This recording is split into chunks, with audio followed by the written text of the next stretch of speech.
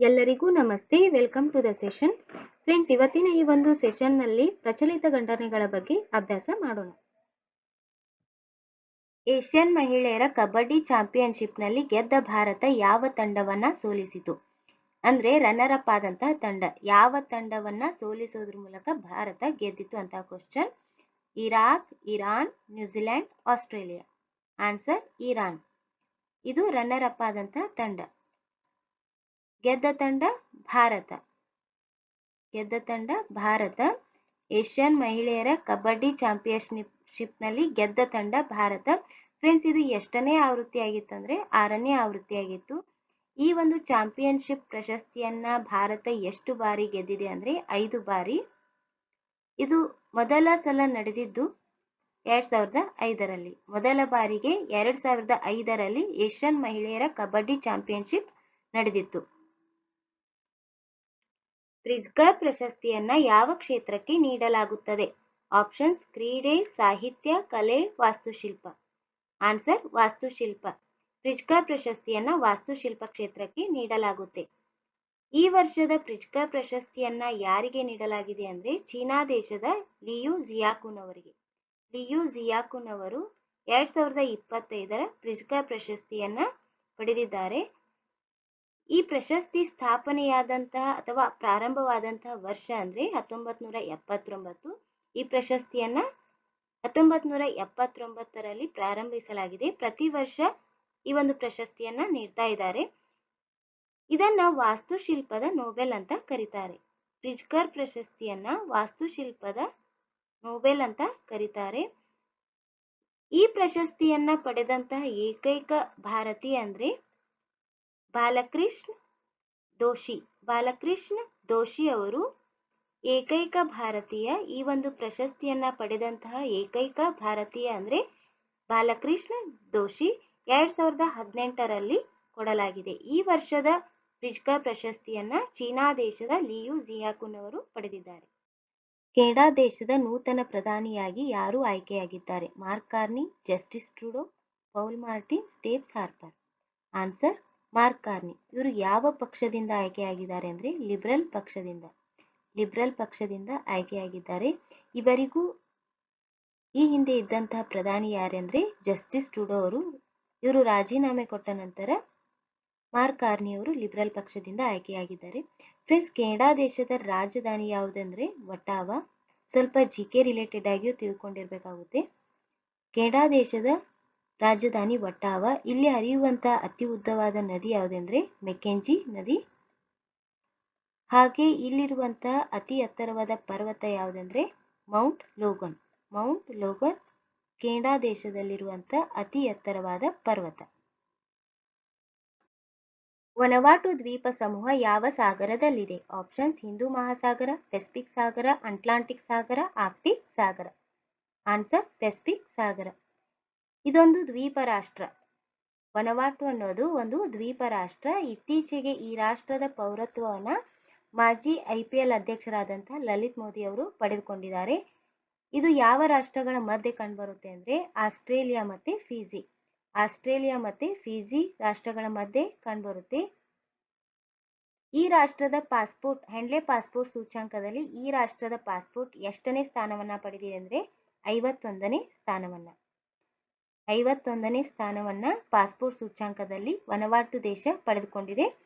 Friends, ಇಲ್ಲಿ ಉಷ್ಣವಲಯದ ಮಳೆ ಕಾಡುಗಳು ಕಂಡು ಬರ್ತಾವೆ ಮತ್ತೆ ಸೊಂಪಾದ ಕಾಡುಗಳಿವೆ. ಇಲ್ಲಿ ಆಗಾಗ ಭೂಕಂಪಗಳು ಸಂಭವಿಸ್ತವೆ ಮತ್ತೆ ಸಕ್ರಿಯ ಜ್ವಾಲಾಮುಖಿಗಳು ಕಂಡು ಬರುವಂತಹ ದ್ವೀಪ ಸಮೂಹ ಆಗಿದೆ. 2024ರಲ್ಲಿ ಅತಿ ಹೆಚ್ಚು ಮಾಲಿನ್ಯ ಹೊಂದಿದ ದೇಶಗಳಲ್ಲಿ ಭಾರತದ ಸ್ಥಾನ. ಆನ್ಸರ್ 3, 4, 5, 6. ಆನ್ಸರ್ 5. ಅತಿ ಹೆಚ್ಚು ಕಲುಷಿತಗೊಂಡ ದೇಶಗಳ ಪಟ್ಟಿಯಲ್ಲಿ ಭಾರತಕ್ಕೆ 5ನೇ ಸ್ಥಾನ. ಮೊದಲನೇ ಸ್ಥಾನ ಯಾವುದು? ಚಾಡ್ ದೇಶ ಮೊದಲನೇ ಸ್ಥಾನವನ್ನ ಪಡೆದುಕೊಂಡಿದೆ. ಅತಿ ಹೆಚ್ಚು ಕಲುಷಿತಗೊಂಡಂತಹ ದೇಶ ಚಾಡ್. 2ನೇದು ಬಾಂಗ್ಲಾದೇಶ್, 3ನೇದು ಪಾಕಿಸ್ತಾನ್, 4ನೇದು ಕಾಂಗೋ. ಭಾರತ 5ನೇ ಸ್ಥಾನವನ್ನ ಹೊಂದಿದೆ ಇದರಲ್ಲಿ ಅತಿ ಹೆಚ್ಚು ಕಲುಷಿತ ಹೊಂದಿದಂತಹ ದೇಶಗಳಲ್ಲಿ. ಹಾಗೆ ಶುದ್ಧ ಗಾಳಿಯ ದೇಶಗಳು ಯಾವುವು? Australia, Bahamas, Barbados, Estonia, New Zealand, Iceland. ಇವು ಶುದ್ಧ ಗಾಳಿಯನ್ನ ಹೊಂದಿರುವಂತಹ ದೇಶಗಳು. ಫ್ರೆಂಡ್ಸ್, ಇಲ್ಲಿ ವಿಶ್ವದ 20 ಅತ್ಯಂತ ಮಲಿನ ನಗರಗಳಲ್ಲಿ ನಮ್ಮ ಭಾರತದಲ್ಲಿ ಟೋಟಲ್ ಆಗಿ 13 ನಗರಗಳು ಕಲುಷಿತಗೊಂಡಂತ ನಗರಗಳಾಗಿವೆ. ಅದರಲ್ಲಿ ಬರ್ನಿಹಾಟ್ ನಗರ ಇದು ಅಸ್ಸಾಂ ರಾಜ್ಯದಲ್ಲಿ ಕಂಡುಬರುತ್ತೆ. ಇದೇ ಅತ್ಯಂತ ಹೆಚ್ಚು ಕಲುಷಿತಗೊಂಡಂತ ನಗರ ಆಗಿದೆ. ಗಂಗಾ ನದಿಯ ಡಾಲ್ಫಿನ್ ಕೆಂಪು ಪಟ್ಟಿಯಲ್ಲಿರುವಂತಹ ಸ್ಥಿತಿ. IUCN ರೆಡ್ ಲಿಸ್ಟ್ ನಲ್ಲಿ ಇದರ ಸ್ಟೇಟಸ್ ಅನ್ನ ಕೇಳ್ತಿದ್ದಾರೆ. ಆಪ್ಷನ್ಸ್: ಅಳಿವಿನಂಚಿನಲ್ಲಿರುವ, ತೀವ್ರ ಅಳಿವಿನಂಚಿನಲ್ಲಿರುವ, ಅಪಾಯಕ್ಕೆ ಒಳಗಾಗುವ, ದುರ್ಬಲವಾದ. ಆನ್ಸರ್: ಅಳಿವಿನಂಚಿನಲ್ಲಿರುವ. ಇದೊಂದು ಎಂಡೇಂಜರ್ಡ್ ಸ್ಪೀಸೀಸ್. ಗಂಗಾ ನದಿಯ ಡಾಲ್ಫಿನ್ ಎಂಡೇಂಜರ್ಡ್ ಸ್ಪೀಸೀಸ್ ಆಗಿದೆ. ಟೋಟಲ್ ಆಗಿ ಎಷ್ಟು ಡಾಲ್ಫಿನ್ಗಳಿದಾವೆ ಅಂದ್ರೆ 6327. ಇತ್ತೀಚಿನ ಸಮೀಕ್ಷೆಯ ಪ್ರಕಾರ 6327 ಡಾಲ್ಫಿನ್ಗಳಿವೆ. ಇದರಲ್ಲಿ 6324 ಗಂಗಾ ನದಿಯ ಡಾಲ್ಫಿನ್ಗಳಾದ್ರೆ 3 ಡಾಲ್ಫಿನ್ಗಳು ಸಿಂಧೂ ನದಿಯ ಡಾಲ್ಫಿನ್ಗಳಾಗಿವೆ. ಫ್ರೆಂಡ್ಸ್, ಏಷ್ಯಾದ ಮೊದಲ ಡಾಲ್ಫಿನ್ ಸಂಶೋಧನಾ ಕೇಂದ್ರ ಎಲ್ಲಿದೆ ಅಂದ್ರೆ ಪಾಟ್ನಾದಲ್ಲಿ. ಏಷ್ಯಾದ ಮೊದಲ ಡಾಲ್ಫಿನ್ ಸಂಶೋಧನಾ ಕೇಂದ್ರ ಅಂದ್ರೂ ಒಂದೇ, ಭಾರತದ ಮೊದಲ ಡಾಲ್ಫಿನ್ ಸಂಶೋಧನಾ ಕೇಂದ್ರ ಅಂದ್ರೂ ಒಂದೇ, ಅದು ಪಾಟ್ನಾದಲ್ಲಿದೆ. ಹಾಗೆ ವಿಕ್ರಮಶಿಲಾ ಗ್ಯಾಂಗೆಟಿಕ್ ಡಾಲ್ಫಿನ್ ಸೆಂಚುರಿ ಎಲ್ಲಿದೆ ಅಂದ್ರೆ ಬಿಹಾರದಲ್ಲಿ. ಇದರ ಸೈಂಟಿಫಿಕ್ ನೇಮ್ ಬಂದು ಪ್ಲಾಟನಿಸ್ಟಾ ಗ್ಯಾಂಗೆಟಿಕಾ. ಯಾವ್ದ್ರದ್ದು? ಡಾಲ್ಫಿನ್ ಪ್ಲಾಟನಿಸ್ಟಾ ಗ್ಯಾಂಗೆಟಿಕಾ, ಗಂಗಾ ನದಿಯ ಡಾಲ್ಫಿನ್ ನ ಒಂದು ಸೈಂಟಿಫಿಕ್ ನೇಮ್ ಪ್ಲಾಟನಿಸ್ಟಾ ಗ್ಯಾಂಗೆಟಿಕಾ. ಶಸ್ತ್ರಾಸ್ತ್ರ ಆಮದಿನಲ್ಲಿ ಭಾರತದ ಸ್ಥಾನ. ಆಪ್ಷನ್ಸ್: 2, 3, 4, 1. ಆನ್ಸರ್: 2. ಭಾರತದ ಸ್ಥಾನ ಶಸ್ತ್ರಾಸ್ತ್ರ ಆಮದಿನಲ್ಲಿ 2ನೇ ಸ್ಥಾನ ಇದೆ. ಹಾಗಾದ್ರೆ ಮೊದಲನೇ ಸ್ಥಾನವನ್ನ ಯಾವ ದೇಶ ಪಡೆದುಕೊಂಡಿದೆ ಅಂದ್ರೆ ಯುಕ್ರೇನ್. 3ನೇ ಸ್ಥಾನವನ್ನ ಕತಾರ್, 4ನೇ ಸ್ಥಾನವನ್ನ ಸೌದಿ ಅರೇಬಿಯಾ, ಪಾಕಿಸ್ತಾನ್ 5ನೇ ಸ್ಥಾನವನ್ನ ಪಡೆದುಕೊಂಡಿದೆ. ಇವು ಶಸ್ತ್ರಾಸ್ತ್ರ ಆಮದಿನಲ್ಲಿ ಇರುವಂತಹ ಮೊದಲ 5 ರಾಷ್ಟ್ರಗಳಾದ್ರೆ, ರಫ್ತಿನಲ್ಲಿ ಇರುವಂತಹ 5 ರಾಷ್ಟ್ರಗಳು, ಮೊದಲ 5 ರಾಷ್ಟ್ರಗಳು ಯಾವಂದ್ರೆ, ಮೊದಲ ಸ್ಥಾನ ಅಮೆರಿಕ, ಇದು ಹೆಚ್ಚು ಶಸ್ತ್ರಾಸ್ತ್ರಗಳನ್ನ ರಫ್ತು ಮಾಡುವಂತಹ ದೇಶ. ಫ್ರಾನ್ಸ್, ರಷ್ಯಾ, ಚೀನಾ, ಜರ್ಮನಿ, ಈ 5 ರಾಷ್ಟ್ರಗಳು ರಫ್ತು ಮಾಡುವಂತಹ ದೇಶಗಳಾಗಿವೆ. ಮಾರಿಷಸ್ನ ರಾಜಧಾನಿ ಯಾವುದು? Options: Port Louis, Rabat, Abuja, Addis Ababa. Answer: Port Louis. Friends, ಈಗ ಈ ದೇಶ ಯಾಕೆ ಸುದ್ದಿಯಲ್ಲಿದೆ ಅಂದ್ರೆ, ಈ ದೇಶ ಮಾರ್ಚ್ 12ಕ್ಕೆ ತನ್ನ ರಾಷ್ಟ್ರೀಯ ದಿನವನ್ನ ಆಚರಿಸ್ತಾ ಇದೆ. ಇದಕ್ಕೆ ಅತಿಥಿಯಾಗಿ ಹೋದವರು ನಮ್ಮ ದೇಶದ ನರೇಂದ್ರ ಮೋದಿಜಿ ಅವರಿಗೆ ಈ ದೇಶ ತನ್ನ ದೇಶದ ಅತ್ಯುಚ್ಚ ಪ್ರಶಸ್ತಿಯಾದಂತಹ the grand command of the star and ಕೋ ಆಫ್ ದಿ ಇಂಡಿಯನ್ ಓಷಿಯನ್ ಪ್ರಶಸ್ತಿಯನ್ನ ನೀಡಿ ಗೌರವಿಸಿದೆ. ಹಾಗೆ ನಮ್ಮ ದೇಶದ ಪ್ರಧಾನಿ ಮೋದಿಜಿಯವರು ಆ ದೇಶದ ಪ್ರಧಾನಿಗೆ ಸಾಗರೋತ್ತರ ನಾಗರಿಕತ್ವ ಗೌರವವನ್ನ ಕೊಟ್ಟಿದೆ. ಫ್ರೆಂಡ್ಸ್, ಈ ಒಂದು ಮಾರಿಷಸ್ನ ಮ್ಯಾಪ್ ನೋಡಿದ್ರೆ ಇದೊಂದು ದ್ವೀಪ ರಾಷ್ಟ್ರ. ಮಾರಿಷಸ್ ದ್ವೀಪ ರಾಷ್ಟ್ರ. ಇದು ಇಂಡಿಯನ್ ಓಷಿಯನ್, ಹಿಂದೂ ಮಹಾಸಾಗರದಲ್ಲಿದೆ. ಇದಕ್ಕೆ ಹತ್ತಿರದಲ್ಲಿರುವಂತಹ ದೇಶಗಳು ಯಾವುವು ಅಂದ್ರೆ, ಇದು ಕೂಡ ಆಫ್ರಿಕಾ ದೇಶದಲ್ಲೇ ಕಂಡುಬರುವಂತದ್ದು, ಬಟ್ ದ್ವೀಪ ರಾಷ್ಟ್ರ ಆಗಿದೆ. ಇದಕ್ಕೆ ಹತ್ತಿರದಲ್ಲಿರುವಂತಹ ದೇಶಗಳು ತಾಂಜೇನಿಯಾ, ಮಲಾವಿ, ಮೊಜಾಂಬಿಕ್, ಮಡಗಾಸ್ಕರ್ ಮತ್ತೆ ಸ್ವಿಟ್ಜರ್ಲ್ಯಾಂಡ್. ಇವು ಮಾರಿಷಸ್ಗೆ ಹತ್ತಿರವಾಗಿರುವಂತಹ ದೇಶಗಳು. ಇದು ಹಿಂದೂ ಮಹಾಸಾಗರದಲ್ಲಿ ಕಂಡುಬರುತ್ತೆ. ಕಾಮನ್ವೆಲ್ತ್ ಗೇಮ್ಸ್ ಫೆಡರೇಷನ್ ಅನ್ನ ಕಾಮನ್ವೆಲ್ತ್ ಸ್ಪೋರ್ಟ್ಸ್ ಅಂತ ಹೆಸರು ಬದಲಾವಣೆ ಮಾಡಿದೆ.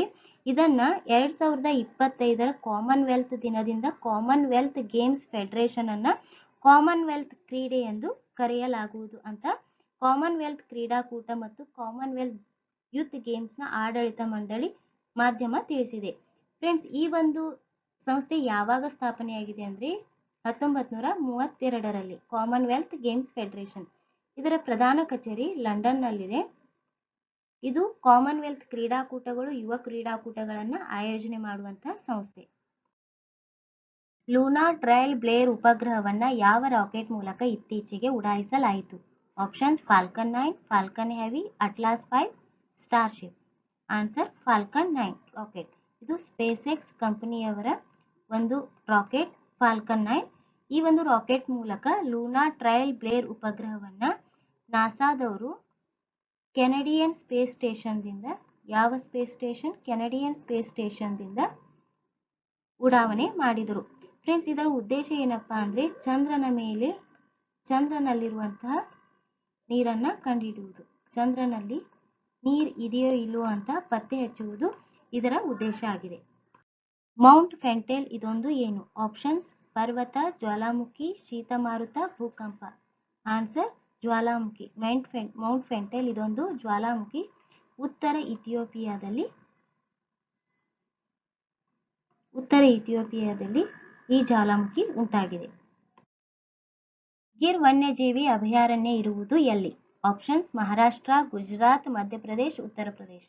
ಆನ್ಸರ್: ಗುಜರಾತ್. ಈ ಗಿರ್ ವನ್ಯಜೀವಿ ಅಭಯಾರಣ್ಯ ಇರುವುದು ಗುಜರಾತ್ನಲ್ಲಿ. ಇಲ್ಲಿ ಏಷ್ಯಾದ ಸಿಂಹಗಳು ಇವೆ. ಏಷ್ಯಾದ ಸಿಂಹಗಳನ್ನ ಈ ಗಿರ್ ವನ್ಯಜೀವಿ ಅಭಯಾರಣ್ಯದಲ್ಲಿ ಕಾಣಬಹುದು.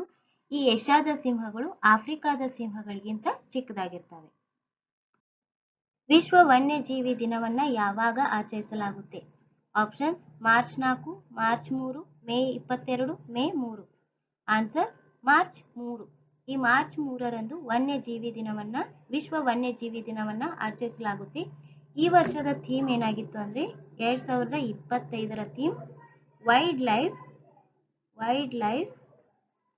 Conservation,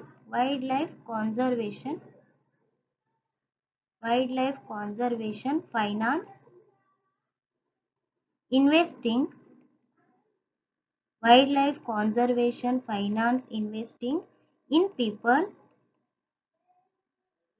people and planet. ಇದು ಈ ವರ್ಷದ ಥೀಮ್ ಆಗಿದೆ.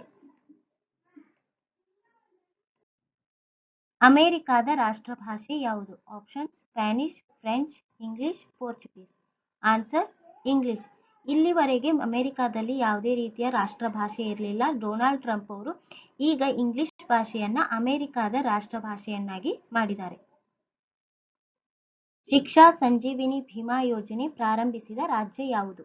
ಆಪ್ಷನ್ಸ್: ಮಹಾರಾಷ್ಟ್ರ, ಉತ್ತರ ಪ್ರದೇಶ್, ತೆಲಂಗಾಣ, ರಾಜಸ್ಥಾನ್. ಆನ್ಸರ್: ರಾಜಸ್ಥಾನ್. ಅಪಘಾತ ಸಂಭವಿಸಿದಾಗ ಕೊಡುವಂತಹ ವಿಮಾ ಸೌಲಭ್ಯ ಆಗಿದೆ. ಇದನ್ನ ಆರಂಭಿಸಿದ್ದು ರಾಜಸ್ಥಾನ್ ಸರ್ಕಾರ. ಅಂತರ್ ವಿಶ್ವವಿದ್ಯಾಲಯ ಖಗೋಳ ವಿಜ್ಞಾನ ಮತ್ತು ಖಗೋಳ ಭೌತಶಾಸ್ತ್ರ ಕೇಂದ್ರ ಎಲ್ಲಿದೆ? Options: Chennai, Pune, Calcutta, Bengaluru. Answer: Pune. RS-24 as ಯಾವ ದೇಶದ ಖಂಡಾಂತರ ಕ್ಷಿಪಣಿಯಾಗಿದೆ? Options: Japan, America, Russia, China. Answer: Russia.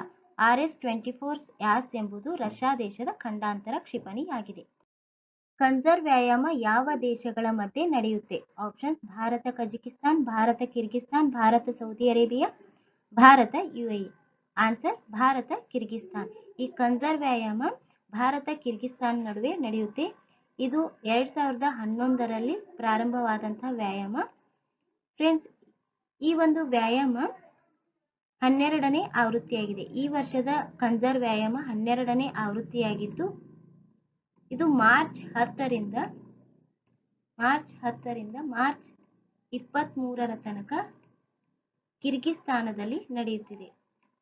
12ನೇ ಆವೃತ್ತಿ ಕಿರ್ಗಿಸ್ತಾನದಲ್ಲಿ ನಡೆಯುತ್ತಿದೆ. ಇದೊಂದು ಎರಡೂ ದೇಶಗಳ ನಡುವೆ ಮಿಲಿಟರಿ ಸಹಕಾರವನ್ನ ಹೆಚ್ಚಿಸುವಂತಹ ವ್ಯಾಯಾಮ ಆಗಿದೆ. ಫ್ರೆಂಡ್ಸ್, ಇದು ಇವತ್ತಿನ ಸೆಷನ್ ಆಗಿದ್ದು ಮುಂದಿನ ಸೆಷನ್ನಲ್ಲಿ ಮತ್ತಷ್ಟು ಮಾಹಿತಿಯನ್ನ ತೆಗೆದುಕೊಂಡು ಬರ್ತೀನಿ ಅಂತ ಹೇಳ್ತಾ ಈ ಒಂದು ಸೆಷನ್ನ ಇಲ್ಲಿಗೆ ಎಂಡ್ ಮಾಡ್ತಿದ್ದೀನಿ. ಪ್ಲೀಸ್ ಸಬ್ಸ್ಕ್ರೈಬ್ ಮಾಡಿ, ಲೈಕ್ ಮಾಡಿ, ಶೇರ್ ಮಾಡಿ. Thank you.